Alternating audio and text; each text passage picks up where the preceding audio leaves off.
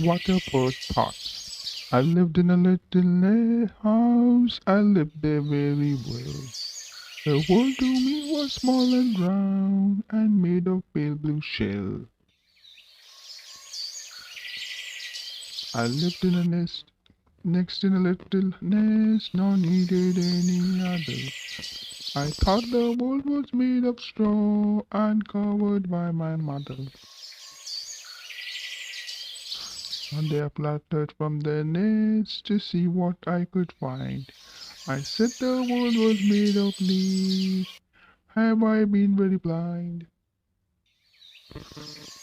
At last I flew beyond the trees and saw the sky blue.